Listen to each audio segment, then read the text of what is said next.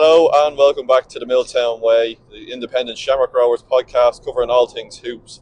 I'm Ryan Brennan. I'm joined here as always by Adam Casey, and we're on the road again. We're on the way back from Waterford after a 1-1 draw. We'll look ahead as well to Monday's Easter Bank Holiday fixture with Shelburne at Tallaght Stadium. And we'll look ahead. We'll look back on the international duty that some Rovers players participated in. But Adam, I suppose we'll start at the RSC. Good Friday, wasn't a great Friday. No, definitely not. No. Oh, we were recording on the road again. We're on the road again. On the way back from the Waterford game. At this point, didn't even down there to say the least. A 1-1 draw, goals. No goals until the second half when a goal from Pádraig Hammond.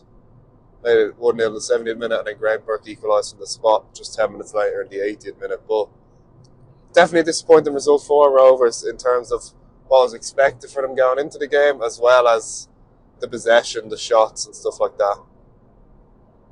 Yeah, no, it was, and I suppose I would probably say that Waterford goal in the 70th minute, I would imagine, that kind of just sparked the game to life. Yeah. There wasn't much on that front until then. I suppose a couple of things to note just before we properly deep dive into this. We're on the road, so you will hear some sound, indicators and such. This is what happens. We're not in a studio.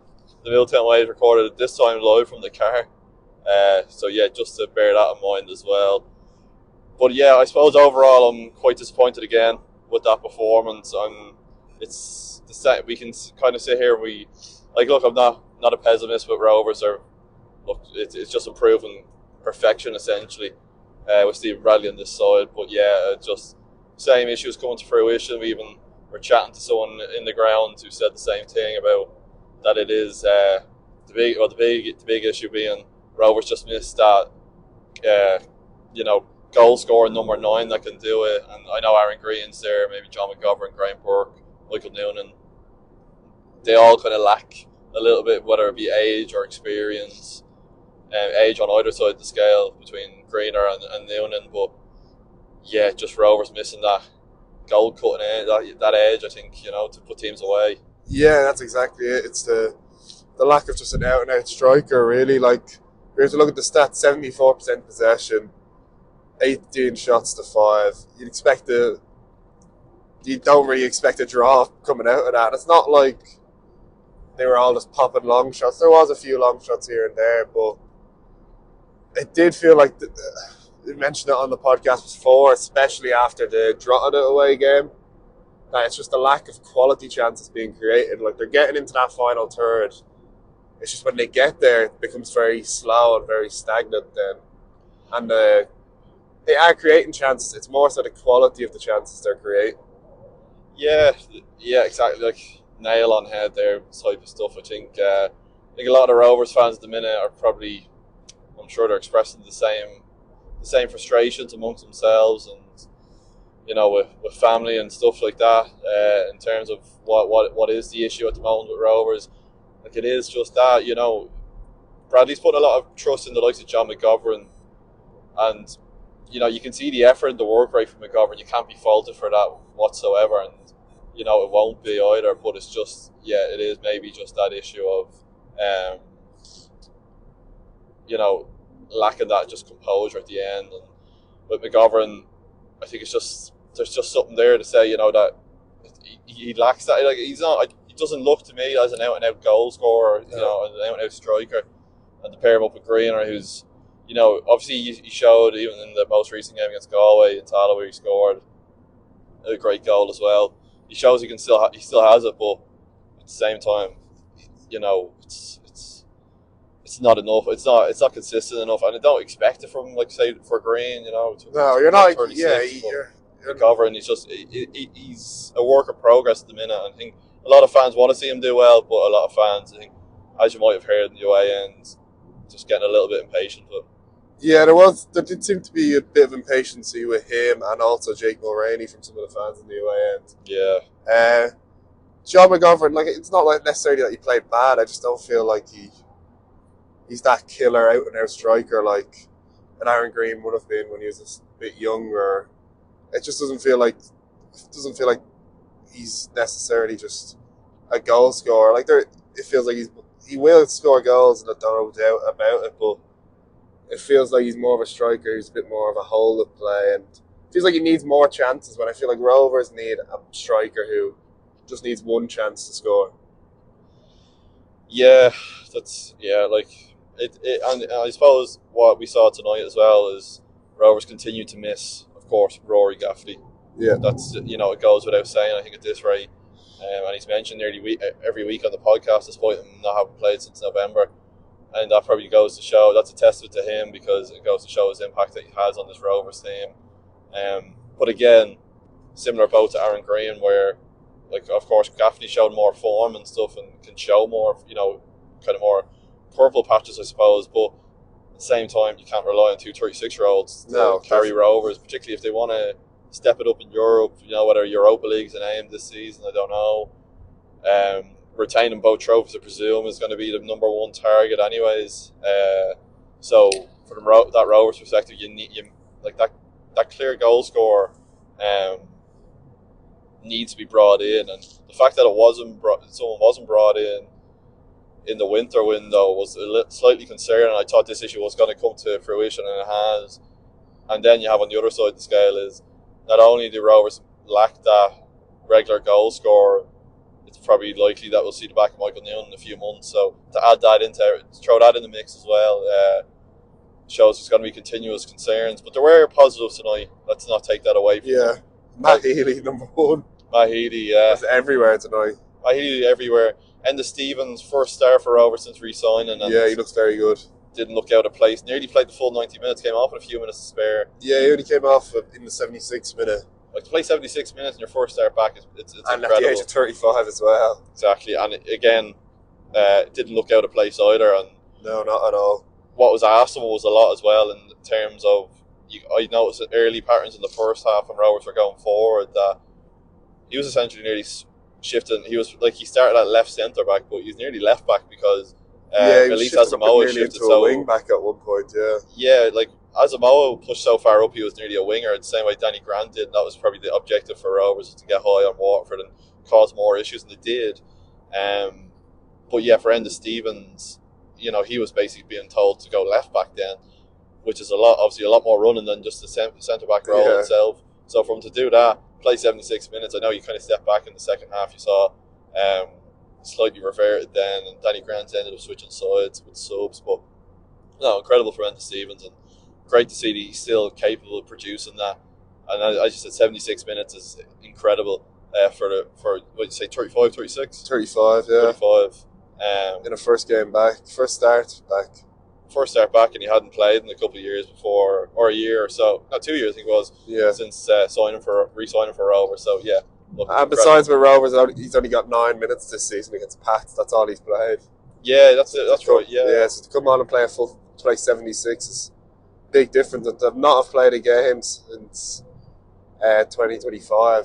Kind of 25. That's 24, 25. So it was kind of the early part of 2025 for Stoke. So to go a full year without playing, really. Yeah. And to come back and just play 76 minutes, and not only to play 76 minutes, to play 76 minutes in quite a demanding position in terms of cardio and work rate.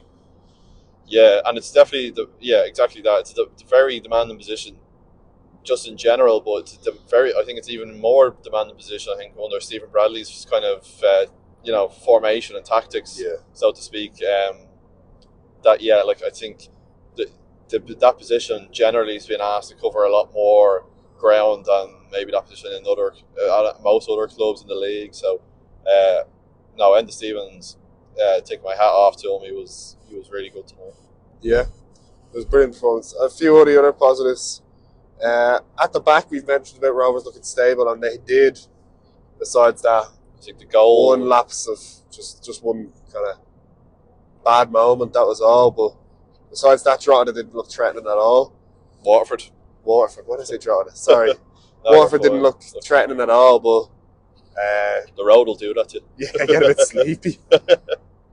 But yeah, it was just one kind of bad moment, and people will look at it and say, "Oh, they shouldn't have conceded there, this or that." But it wasn't. It was again a performance where the back line looked quite solid and didn't look overly threatened that much. Yeah, what I would say on that note is, yeah, as you said, for large parts, defensively Rovers looked sound. I did think there was just a few more though errors. Yeah. That they didn't necessarily lead to shots, which is probably the ultimate objective. As a defender, is that is to prevent Ed McGinty having to do the work, or Yeah. a shot on target, or a shot even off target for that matter. But I just thought there was a couple of lapses in More maybe than usual, concentration. Yeah, just so even towards the end, I think there was a particular moment where Rovers players dispossessing. I think it was Pico near the halfway line, and like if it was another team, they might punish you where they go to counter that was at towards the halfway the end.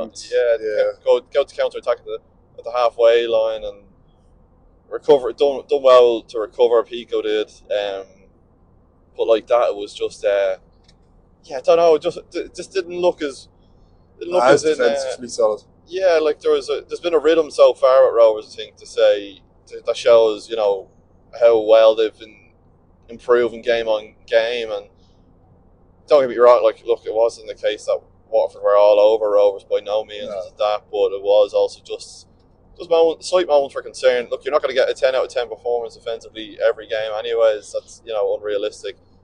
And it builds a platform. The fact they were mostly defensively sound, but obviously builds a platform for Rovers to go ahead and create chances for going forward. And they did, but as we said, the same old issues come to fruition, that there's just no one there to put them away.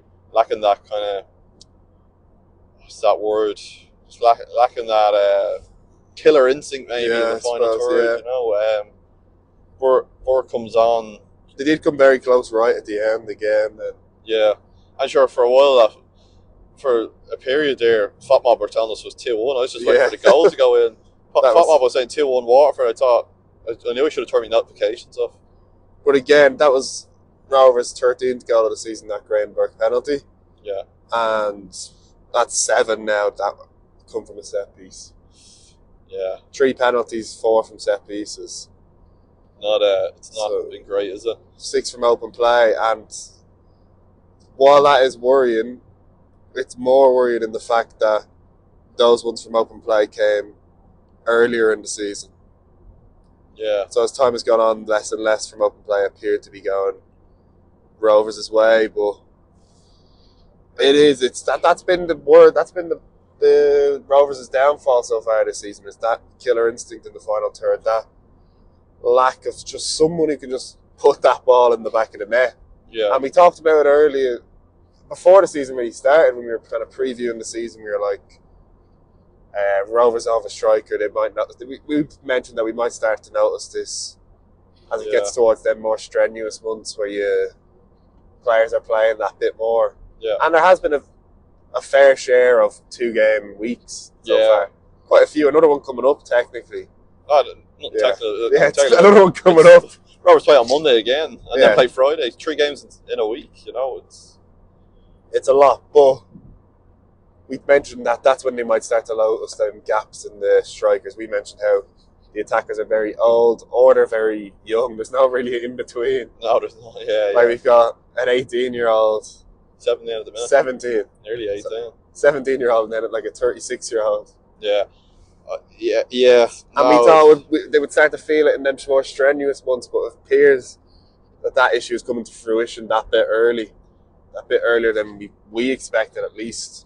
Yeah, well that's it. And as well as that, I think if you're seeing this, like look, it's not to say that the only resolution for this is to sign an out-and-out striker. It's gonna be, I think it will come down to that in the summer. I'd be very surprised if Rovers don't go for an out-and-out striker. They did go for Shawnee Maguire in the window, and Cork basically said no, Stonewall no, and well, that's surprising in terms of maybe they might wanted a certain amount for Shawnee Maguire. The fact that Rovers scored 5 goals for them so far in 8 games, so that's probably. But at the same time, it's like he's obviously he's crucial for Cork, and that's I presume they'll be straight back into the Premier Division. Yeah, they're already 6 points clear after 8 games. Yeah, well, there you go. 6 wins, 2 draws. They're unbeaten. some other team in the Premier League. Don't he? But no, like the fact that Rovers didn't really chase an alternative, it was a worrying sign. And yeah, I felt that lack of ambition really. Yeah, and I think the fact that, like, look, as I said, it's not as if the only resolution is to sign a striker. I think, as I said, it will come to that. However, it looks like we're just trying to paper over cracks here at the minute. Yeah. With going forward with that final third. There's plenty of sweeping options. it under the rug, like. Yeah, and then you get a lumpy rug. If you sweep too many things under that rug, you won't be able to walk on it. And this is the issue we're getting at the minute, because instead of just getting a bigger rug. Yeah, exactly. But like, I fear now that this is gonna come back to bite us now at the minute, and it looks like it's gonna go that way unless something changes. As I said, hoping for Rory Gaffney back. When I don't know. At the start of the season, it was kind of mentioned about he'll be out for a couple of weeks.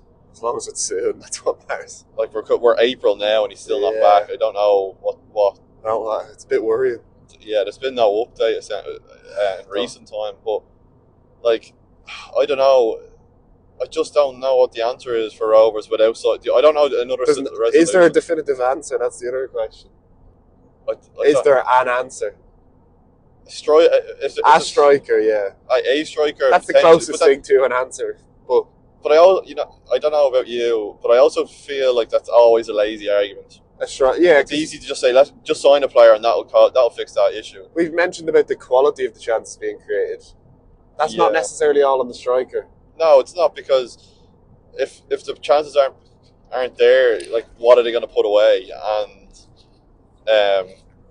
but I thought tonight there was chances to be made, and a lot of balls went into the back post, weren't met with a header. One from a set piece hitting the bar. Tonight there was a lot of chances that if we had tonight was the example where an out and out goal scorer striker would have made all the difference tonight. Can't guarantee that's going to be every game. Yeah. But tonight was the night where a proper goal scorer would have made the difference and probably would have helped get the 3 points. I think probably some honourable mentions for decent performances tonight, though.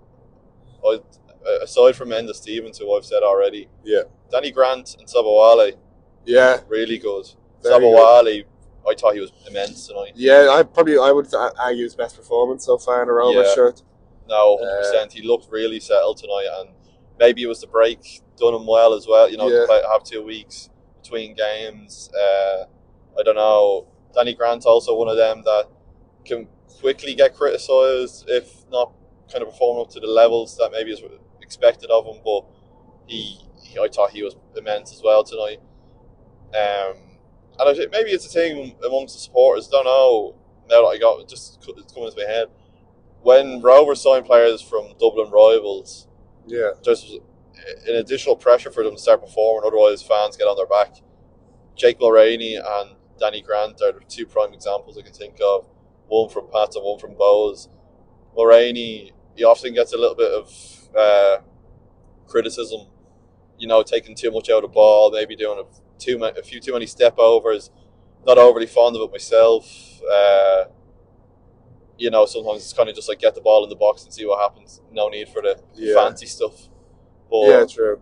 Don't know. Sometimes I just feel like that's the pressure from the supporters as well, because I don't know, like, maybe that's one to delve into another time. I don't know, but it seems to be, if the players that arrive from Dublin rivals don't perform or don't hit the ground running, you would know that the opinion of the rival support, Bowes fans, Pats fans in this case for Danny Grant and Jake Mulroney, is that it's a good thing we offload them because they're not doing too well at their new club at Rovers, where they're expected to win the league and win the cup and qualify for Europe and all the rest of it.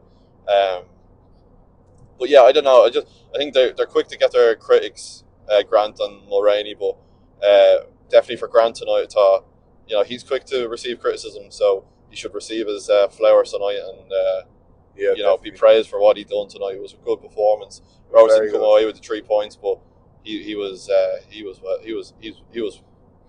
performed really well, and even he had to swap over. He does it often now, switching to left wing back as well when subs are made. allowed Jake Mulroney to go to right wing back. But yeah, no, definitely give him his flowers tonight. He was really good. Yeah, no, it was obviously the result didn't go Rovers' way, but he's definitely not someone who you can look to blame for tonight. Matt Healy was immense. I know you said that too. Everywhere. Yeah, I thought he was really good. Yeah, that's basically all on the game then. Looking back then on the week just gone on the international break, a few Rovers players played. In particular, Pico Lopez played in, I don't want to say glorified friendly. We use that term quite often, but I think this was the definition. It was called the FIFA series against what they played Finland. Was it on Tuesday? Yeah. Earlier Irish time was 4 a.m. Tuesday morning, I think. Yeah. They won on penalties. Pico played 86 minutes. Yeah. What is that? Then I looked at it and there was a group, and somehow Cape Verde finished bottom, even though they beat Finland on penalties, and they only played 2 games. There's 4 teams in the group, and I think the group's over. Yeah, I don't know. It's a bit of an odd one, but so he obviously played 86 minutes that night, and then he goes on to play 90 minutes in the RSC against Waterford.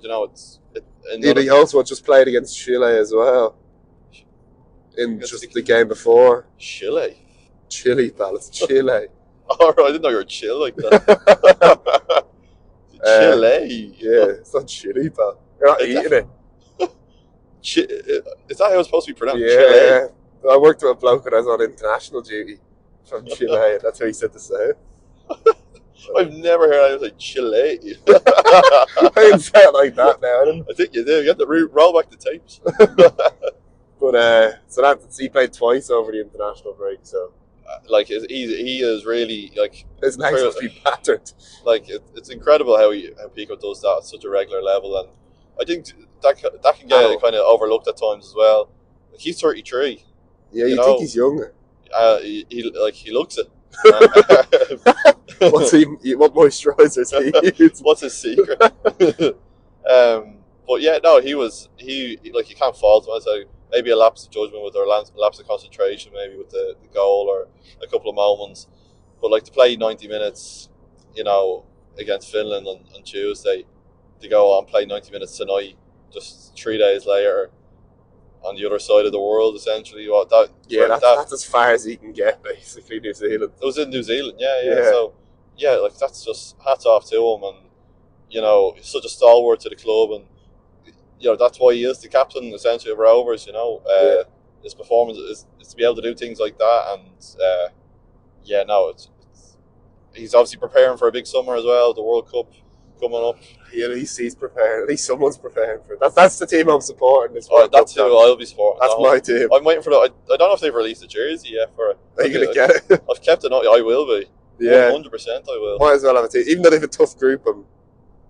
Yeah, that doesn't matter. They'll get through somehow. Saudi Arabia, they could definitely beat Saudi Arabia. They'll have to beat us somewhere. Well, I don't know. I don't know if they've beaten Spain or Uruguay. Oh, well, that's fair enough. It's a tough enough group. But still, they've got Pico, so. Exactly, that's all you need. And then, obviously, Ireland under 21s won 1-0 against Kazakhstan. Late winner as well, but no minutes for either hoop there. Yeah, O'Shane Gallagher got the winner, which plays for Boston United in the UK, in England. Never actually got in the National League. That's so strange. Yeah. No minutes for Michael Noonan there or Corey O'Sullivan. They both featured tonight, came off the bench. Yeah. You would think maybe they didn't start because it's so far away. Yeah. Okay, but then Pico Lopez played 90 minutes. However, I suppose there's a gap in the age there as well. Yeah, that's true. Yeah. Both lads, Noonan being 17, but Noonan obviously he did play the first game of that international break. He didn't get any minutes, and he played in Tala against Moldova. Didn't play in Kazakhstan. Nor Corey didn't get any minutes in either game, which is disappointing from a Rovers perspective in one way, but also sometimes you have to be selfish and think, well, I'm rather and be fresh for Rovers, and he came on, for the last 14 minutes. He replaced Enda Stevens tonight. Corey did. Sometimes it's worth being selfish and saying it's good that they didn't get them minutes because they were able to play for Rovers tonight, but yeah, I think from a club perspective, yeah, but then also for them, you want to see them. Yeah, I think from our point of view, say for example, as supporter of the club and wanting to see them do well on an international level as well. It's nearly a win-win, because if they play that happy days, they're getting international minutes. The negative obviously being they might not be as fresh when they come back to the club. However, then if they don't get any minutes, the positive is, of course, that they're fresher when they do return for club action. And as I said, they both came on. Probably from the Michael Noonan perspective, maybe didn't make as much of an impact as he'd like.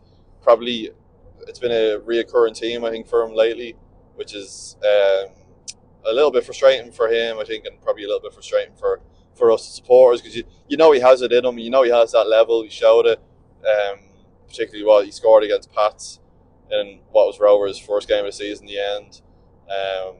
Scored that goal himself and Adam Brennan. Obviously Adam Brennan was meant to be in that team as well, and pulled out due to injury. But yeah, so like there's pros and cons to both of these situations. There's pros and cons, to everything. Yeah, that's it. Cheers, Jeff. Thanks a lot. That's me done for the night. But then look, they're fresher, especially with a heavy load coming up this week. 3 games in a week. Starting off with Waterford tonight, and then obviously Rovers play Shels on Monday, and then Pats away next Friday. It's busy, so the fact that they had an extra bit of time without playing a match. It's funny we say this about football, that they had this rest. Still, to fly to Kazakhstan and fly back, and train over there. It's not as if they just kicked the feet up and said that's it. It's funny how football is like that. How it works, it's a weird game. Yeah, like that we love. That's it. Like, because it's funny, because I said they had training, so if I have training on a day, I'm not calling that rest day. I'm not saying I have plenty of rest, because I'll be wrecked after. That's true. Yeah, they don't get a lot of days off when you think of that. It's a strenuous job. It's demanding and grueling. I mean, it doesn't help with the likes of FIFA and UEFA adding just more and more things on, just for what seems to be profit. They just want the money. Yeah, like these. I know from the senior perspective of international football, the Nations League, for example, nearly every team's in a playoff of some sort. It's ridiculous, Obviously, it's not the concern yet for the likes of Michael Noonan, Corey O'Sullivan, Adam Brennan, but I'm sure keep performing the way they are, they're on that trajectory of being in the senior team. That'll be an issue for them down the line, because things like that I just think are real ridiculous to play. Yeah. Second. There's way too many. There's too many playoffs. Playoff for every. It's the Americanization of football that it seems to be unavoidable of late. That they're gonna just. It seems everything needs to be a playoff. The only thing I want to see a playoff is the first division against the Premier Division at the end of the season. Stick to that, and you don't need a playoff for anything else. Well, the actual World Cup playoff is all right. Well, it wasn't after Czechia beat Ireland beat them on penalties. Touchy subject. But even that playoff format was ridiculous. One-legged, and a team has home advantage. Yeah, that's ridiculous. You used to always be 2 legs. It either had like the semi-final and final. Without getting off that topic here, because I'm talking about Corey O'Sullivan and Michael Noonan. Without getting off topic, that should have been 2 legs. Or if you're going to stick one-legged affairs, they have to be neutral venues. You can't have home advantage for a playoff final to determine who goes to the World Cup. Yeah, ridiculous. But anyways, we're off topic. Moving on then. Lastly, Alex Noonan. Yeah. Getting the full 90 for the under-19s. Really good stuff, isn't it? 2-1 lost to Italy, but still, good stuff. I didn't get a chance to see the games. I know he played the full 90 minutes against Italy. Yeah, as I said, 2-1 defeat for Ireland. He also played the other game in that international duty, so he got 180 minutes over the 2 games. The other game ended 3-3, I think it was, with Sweden. So probably didn't have the 2 games he wanted, conceding 5 goals, but from what I heard, reports, at least a couple of the goals in the Sweden game weren't really, were kind of out of his control, which I think is like, I do always think the goalkeeper's the last person you blame. I've kind of nearly always said that. Obviously, if they make a howler, then that's an incident in isolation. But if it's a case of, just for majority of goals, I think if you're blaming the keeper, you're blaming the wrong man, because there's 10 outfield players that are there to prevent it from getting to the keeper before it gets to them. Yeah. There's only so much a goalkeeper can do, I think. Very true. Moving on then to what's coming up on just a few days on Monday night. Feels like we've got so many double week games. Like yeah, I know. Yeah, double game weeks. Yeah, double game week. I know it's non-stop, and like, look, I'm not. So I say that as sounding very whingy about that. No. I'm not playing 180 minutes across 4 days, but for the players, it's very demanding. Yeah, it is. I think I don't mind it for bank holidays. I think because I suppose people will be home and you can get on the telly, but then none of them are on the telly. Yeah, I don't think I last checked and they're all down for LOI TV. I don't know if that's going to stay the way. I'll check the TV list to be sure. Yeah, I would imagine that's probably going to be the way. But Shelburne on Monday at home at Tallaght Stadium. Yeah, 5 o'clock kickoff, slightly earlier, which is nice. Yeah, it is nice, but hasn't been all positive for Shelburne recently. No, obviously losing 3-2 tonight to Dundalk is it's positive for Rovers, and maybe it makes that Rovers draw itself with Dundalk maybe look a little bit different, because whilst we were critical, and I think maybe not overly critical, but critical nonetheless of the 1-1 draw when Rovers did draw with Dundalk and Tallaght, probably puts it just a little bit more, makes it look a little bit better. The fact the teams are struggling with Dundalk, but this Friday Monday thing, I don't know. I don't mind it, as I said, don't mind it for bank holidays. Majority of people will be off work on the Monday to be able to make it the earlier time of 5 o'clock, and brighter as well, which is nice. Always nice to see football in the sunlight. Hopefully it's sunlight, not raining. But it's demand on the players. I think I don't know. I feel like this Friday Monday just too much, and it is a lot. Yeah. Like you saw with the last one over it was the day before Paddy's Day. Yeah. And you saw with that one, 3 out of 5, including Rovers game, 3 out of 5 games on that night ended goalless. And then the other one ended 1-0. Obviously, then the goal fest. We Galway and Waterford ended 4-3. But I think you lose a little bit of the quality, because you'll have teams rotating where they probably wouldn't. Like Bradley might make changes on Monday that he might not have made if Shels were just on a normal Friday, where they didn't play until the week before and they won't play until the week after. And Shels is a big game. It's a Dublin derby, no matter when it is and no matter where it is. To play Shels and Tallaght always means a bit more. Yeah, and especially because Rovers haven't been fortunate against Shels in recent times. Yeah, like the 2-2 draw. The positive to take from that 2-2 draw at Tolka was the fight back from 2-0 down. Fight back from 2-0 down. One of Shels' goals shouldn't have stood because the referee points for a goal kick, allows play to continue. But as well as that, I think the main positive I thought is, or the main positive that I took away from that game and that I put into focus for Monday, is that Rovers probably left feeling disappointed with the 1 point at Tolka. So if you're going to set the pace with that to go to Tolka and feel disappointed with a draw, let's hope Monday Rovers go and take the ball by the horns, and let's just see improvements going forward now, and let's see a little bit more end product in that final third, as we always mention. Maybe firing on more cylinders, Green or Burke. Hopefully Burke will start. I think maybe, given that he came off the bench tonight against Waterford, and hopefully he can show as well exactly what he has, because we all know he has that in him. It's just about unleashing that sometimes, and let's hope for not too many wholesale changes, but it's understandable if there is, because then there's another Dublin derby next Friday night at Richmond Park against Pats as well. So yeah, but speaking on Rovers' recent form against Shels, last time they beat them was October 2024. 2-0 win, that was kind of when they were chasing the league then, remember? Yeah. And Shels were top. That was a 2-0 win. Jack Byrne and Neil Ferrugia scored. Don't mention that name here. But only 2 wins in the last 10 against Shels. That's not great. They've been kind of a bogey team for Rovers as of recent. A lot of draws in there, though. Yeah, Shels obviously haven't started the season as well as they would have liked. Only 3 wins from 9. Only a +1 goal difference as well. They've conceded 12 goals, which is quite high, including obviously the 3 tonight. Yeah. Which includes a 86-minute own goal to lose, which must be sick considering he scored. Some sour grapes. Rossi scored earlier in the game. as well for Shels. But yeah, it's a big game, and we've mentioned about the rotation of the squad and stuff like that, but it's a game Rovers really do, especially after the result tonight, have to go and win on Monday. Like, we always keep mentioning about how early it is in the season, but how long can we say it's early in the season? We're a quarter of the way there, we've played every team once. Yeah, well, that's it.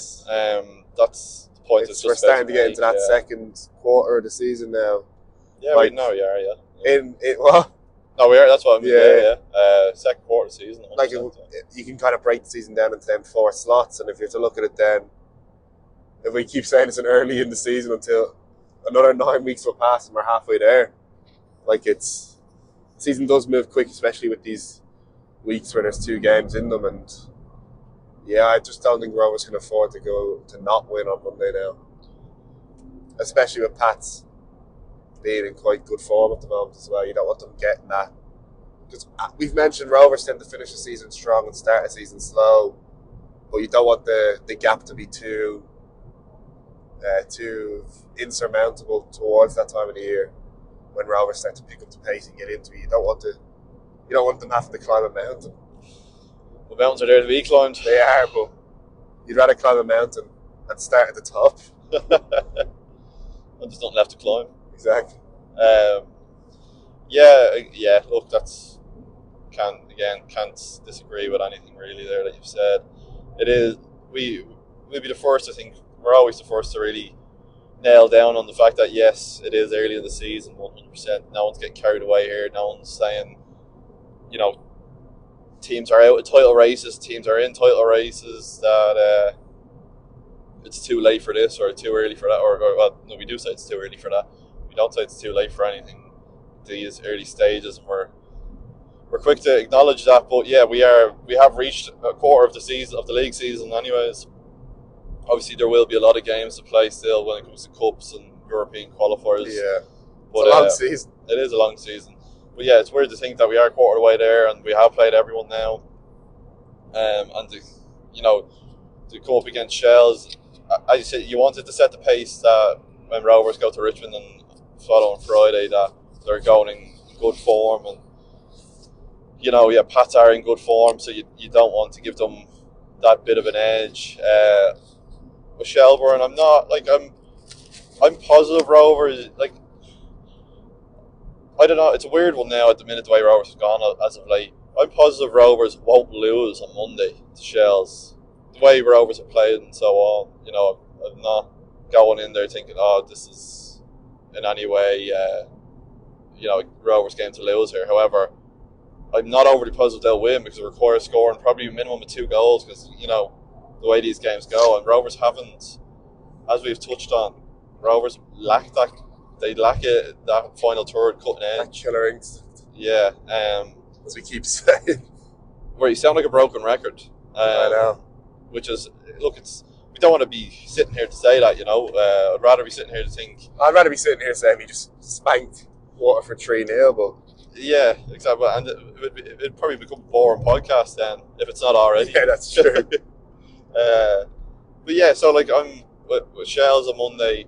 It is a big game. It's a Dublin derby, so it means more just for that fact alone. But yeah, I think now after dropping 2 points, you want Rovers to find their rhythm again now real quick and do it at a stadium against Shels. Sure, it's not really much of a better place to start. And at home against a Dublin rival, it's no better place to kind of get back on into the swing of things, and then going away to another Dublin rival, 6 points there would be a perfect way to bounce back and be like, all right, we're back in this.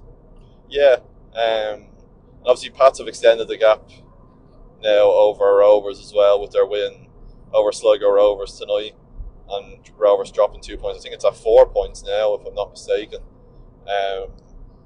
between Pats and Rovers. So, you don't want that to become too large. You don't want it to be kind of an uphill battle for large parts now of the season. Not as I said, I don't think it will become that. It's very early on, but yeah, it's just final third Rovers need to sort it out. Elise Asamoah started against Waterford tonight. He played the majority of the game as well. We just saw he might be going through the transition period that Sabawale seemed to have been going through. And hopefully he's left that in the rear view now because, pardon the pun, that we're on the road here.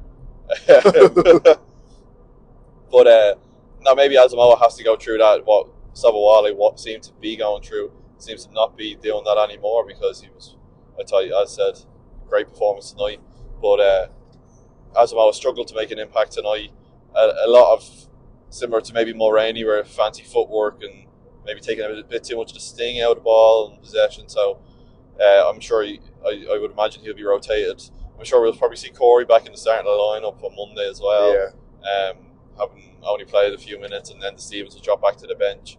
But it was great as well to see that Enda Stevens is well capable of producing a solid. Yeah. Maybe it is a max. Maybe Bradley knows his limits and knows that Stevens can only maybe do the 76 minutes or 75. Maybe he only knows he can only play maybe the once a week. I don't expect him to be playing these twice a week. Maybe we'll see him again next Friday, but it's nice to have that option of him there and know that he can still hold his own and put in a very good shift. Yeah, exactly that. Shels, I know you touched on 2 wins in the last 10 meetings Rovers have had over Shels. Yeah. That's across home and away, but Shels don't tend to do too well at Tallaght. No, it's usually a draw in Tallaght. So I suppose recently, as we've touched on there, draw seems to be the favourable result if you're going to stick your money anywhere. But I think at Tallaght, I fancy Rovers to do the job on Monday. I said it's just ironing out these issues. This is the time to do it over the international break, maybe, because there would have been the majority of the squad there, and just figuring out these issues and finding solutions to them. But as well as that, I suppose you only know the product. You only know the end result of these issues when they go to take to the field on a Friday night or a Monday evening.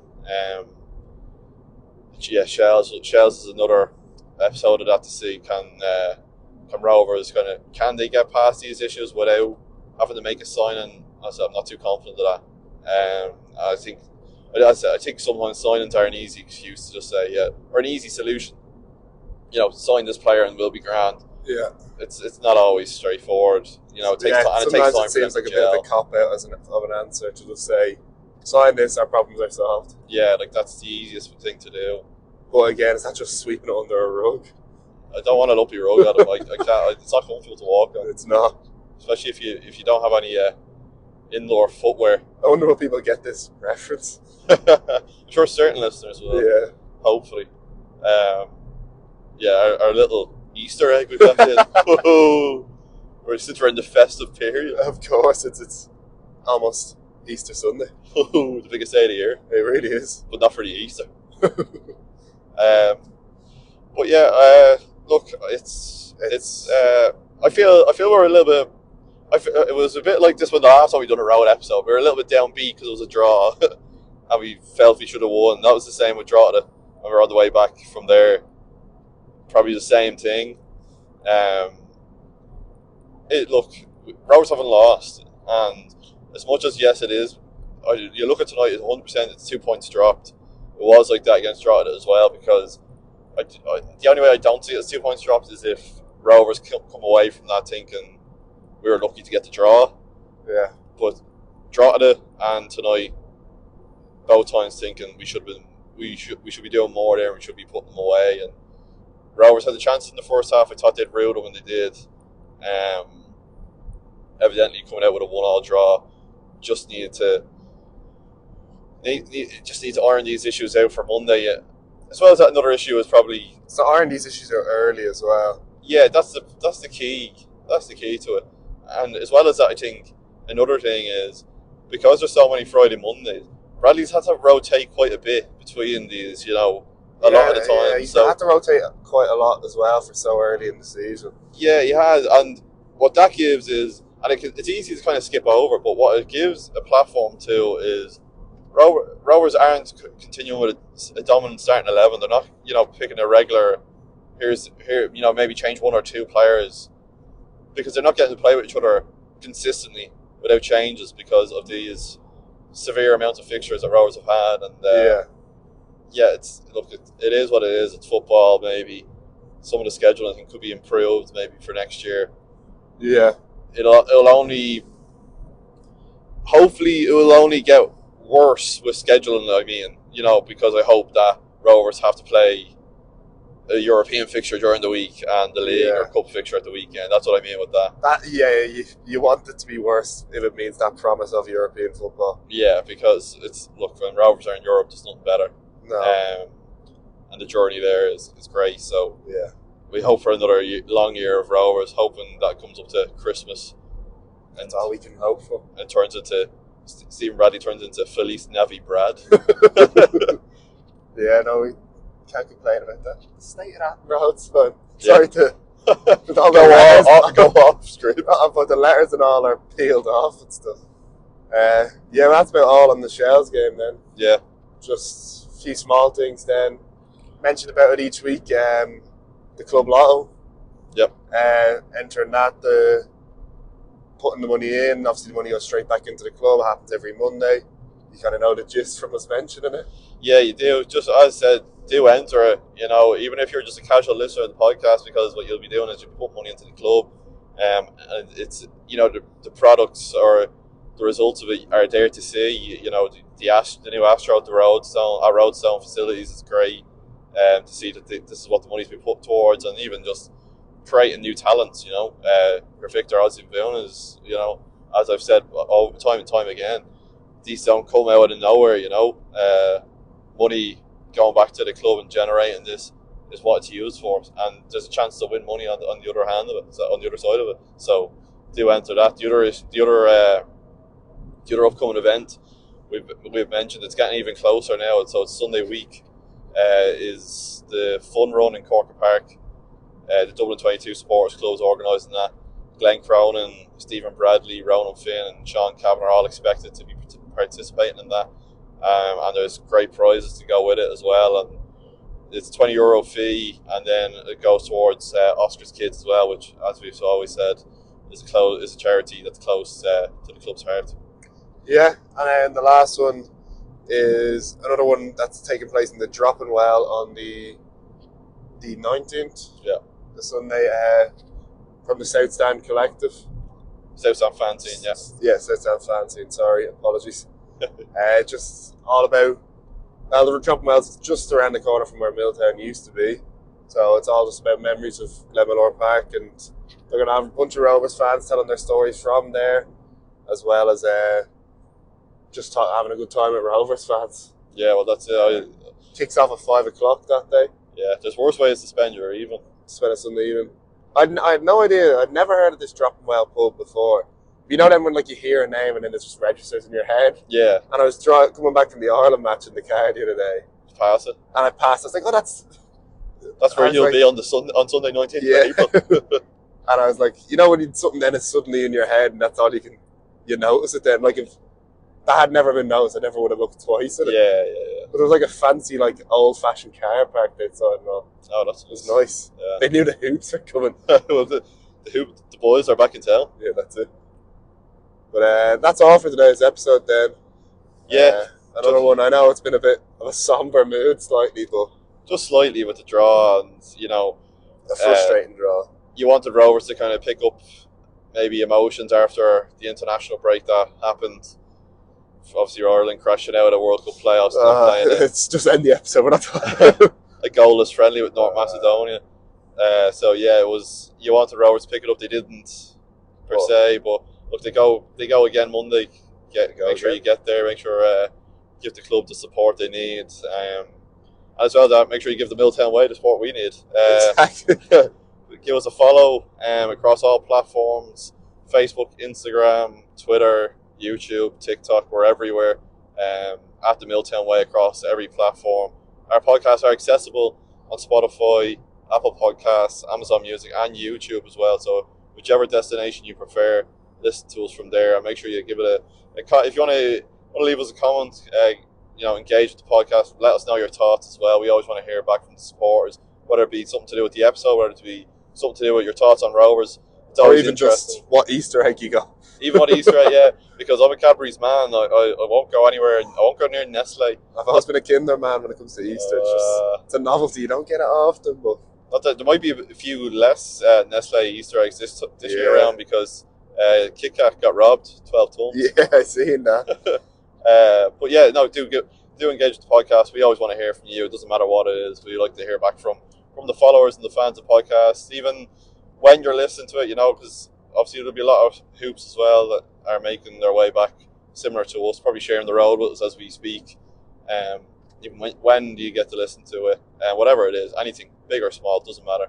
Get in touch, and we'll be back on. We'll record after Monday's game with Shelburne.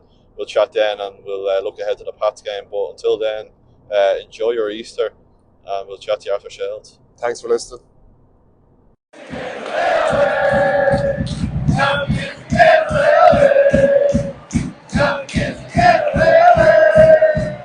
Love, yes,